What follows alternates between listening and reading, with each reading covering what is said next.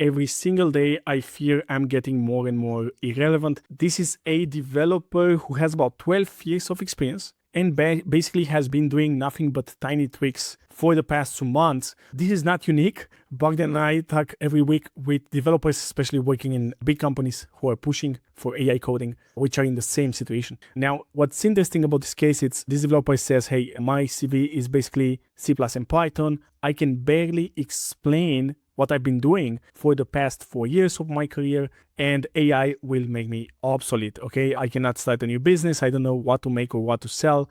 I have no idea where to pivot. They are basically lost. I'm an engineer, at least that's what I was trained to be. I know if I am or if I'm a fraud. If I cannot be given this, someone please give me the means to an end. And Bogdan, what would you tell this engineer? Okay, so number one, they need to move from the programmer mindset towards more into the product engineer mindset, as they call it today. And so that would mean basically owning an outcome in the business, owning a feature, not just doing the programming. Because with AI writing code so fast, if you really rely on only on your programming skills, then you would definitely feel like you're being replaced. The number two would be adding AI to their workflow. And we can get deeper into that. But what it's happening right now in companies is because writing code is so cheap. Everybody's writing a lot of code. Everybody's shipping faster. But the quality didn't really increase because verification is still done by a human. And I'm talking about verification of the feature itself. Was there the product market fit? Are there any bugs?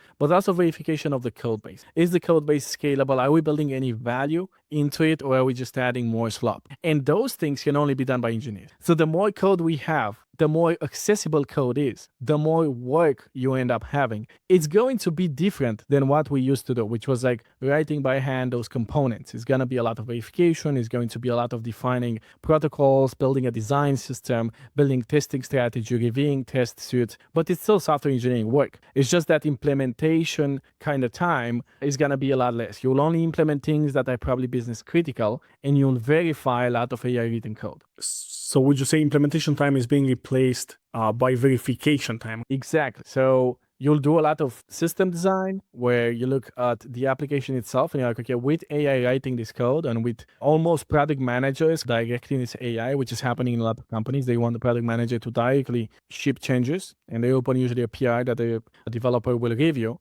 We don't exactly know how this will look in 1 or 2 years, but we do know code will need verification. And so I've been writing a lot of AI code, and the quality is pretty poor because those tools are over optimized for the outcome. They're optimized for I type a prompt and I get a full working UI. But they don't care what happens in the middle. And you'd be amazed by the kind of shortcuts they make. They take shortcuts when it comes to CSS. You'll end up having a total Frankenstein of an application. And that's when you work alone. Imagine when you have 5, 10, 20 people pushing things into the same thing and none of them really knows how to write high quality scalable code. Well, they will create more work for you because eventually things will break and they will end up needing and calling someone that used to know how to write C++ code, that knows about dynamic typing and static typing and what the abstract syntax tree is, and they know how to implement solid principles, how to implement modularization, how to test well. Bogdan, saying, I think in the last couple of weeks, you used about, 10 million tokens? Yeah, that was last week. That was last week. And you felt like the model, especially when we talk about like cloud code, and models were optimized, and you feel like they were overfitted to the data in order to produce a beautiful outcome that will have such an impact mostly on non-technical people, right? To impress people. Exactly. They were optimized for that first version. So you'd hit a prompt and you get a first version and you feel like, oh my God, this is amazing. And in that first version, it would write code that it probably takes me like 3 days to write. Mm-hmm. But then when you go in and you're like, okay, let me get this to production. And you're like, okay, there's 2 ways I can get this to production. Number one, I just vibe code. I just push merge and that's it. And I forget about it. You can do that. But then what happens is your code gets worse and worse over time. So when I went in and started refactoring components, I discovered things that not even a junior developer would live in the code base. So in the front end, it would do things like adding, you'd find the same function in the code base 15 times. Just because the model is optimized to like, just write again the function, give you the prompt, that's it, you finish, push the code.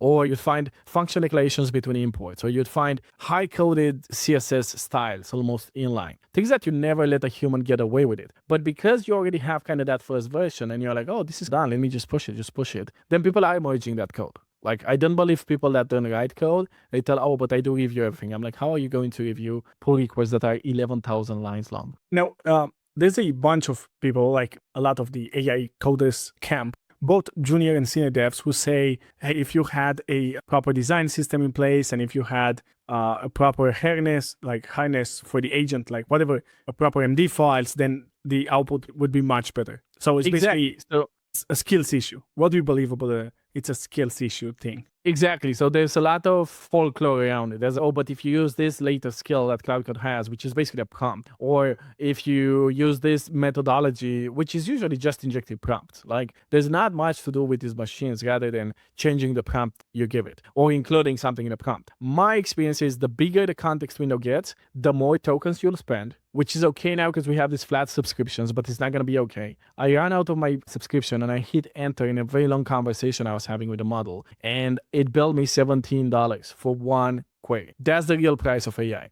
And like, that's when you get that kind of bill, I immediately turn it off and I start thinking. And those are things that I could easily do, but you just get so used to just prompt the AI that you're fine. And so people are like, oh, but I use this skill and I get better results, but there's no verifiable output. It's just opinion based. It's folklore. It's, oh, I feel like I get more modular code when I prompt it in this way. That's not engineering. That's not how we do things. That's literally just like civilians. They're like, oh, when you put a bit more pepper, then the food will taste better. I'm like, and then they say, oh, but humans have taste. I'm like, where are we going with this thing? And the problem is those companies, except for the LLM itself and their harness, which is basically a glorified wrapper, except for that, they haven't built much. But they need to justify this. They need to make their things look technical. So they are coming up with those things like a skill. You add a skill to Cloud Code. I'm like, it's just a prompt. It's literally like adding 3 sentences on top of whatever you were fitting it and setting a priority on it. And then hoping that from those 10 billion parameters and whatever they fit to the model and whatever you fit to the model, then you get an outcome that kind of looks okay. I do believe that if you have the right deterministic structures in your code, you will get better results. And there's a tool that came out, it's called Follow, and I recommend anyone to use it, which will scan your code. It will scan the AST, the abstract syntax tree, and it will detect things like unused functions, or it will try to interpolate code repetition. So it's going to look at your components and figure out how many times you repeat the same logic in the code. And this is built with traditional good old software engineering. It's extremely fast, and you can think of it as the extension of what TypeScript does, right? Where TypeScript is checking your types, but here you go deeper and it actually looks into your logical branches of the program and so on. You can use those kind of tools and clean up code at scale. But again, you need an engineer to do that. It's not like product managers will prompt their way into a scalable and maintainable code base. Now, regardless, right? So there's a bunch of things. Number one, models are very good for greenfield projects and starting from scratch. Now, that whatever result you get from AI, yes, it can be improved if you have a deterministic system in place. But this is definitely AI use. It's heavily subsidized, and at some point the bill will come, right? They'll have to raise their prices. Now, there are some people who say, yeah, and then we go back to the old times, right? But we were saying, hey, even if AI it's a bubble, even if it's definitely not as smart and impressive and as good as coding as this, Anthropic and OpenAI want you to believe, AI is here to stay. Like, it definitely changed coding forever, right? So don't expect these companies, maybe let's suppose they go bankrupt. It doesn't matter. AI, some part of AI coding will stay with us, right? Yes, I do believe it's going to stay for us because number one, it's optimized for the management. So it's optimized for people that they see the result of our work or they see the backlog and then they see that they still need to wait 4 weeks for that thing to be live and they have payroll. So it's like, oh, but why don't you use Cloud Code? So what's happening is it's very hard to defend estimates as a developer in the age of AI because the models are so fast. But what's going to happen is that we will get to the point where quantity is not the problem. Quality is the problem. And the way to defend your estimates would be by saying, hey, look, you know what? You can generate anything with a prompt. But if you want quality, if you want something that works, if you want something that you'll not have to rewrite next week, then we need to take things a bit slower. And the reason we go slower is not because code was expensive or we like to code by hand. The reason you go slower is because quality takes time. And thinking about what not to build, it's as important as the things we build. And you can only ensure quality done by a human. You cannot just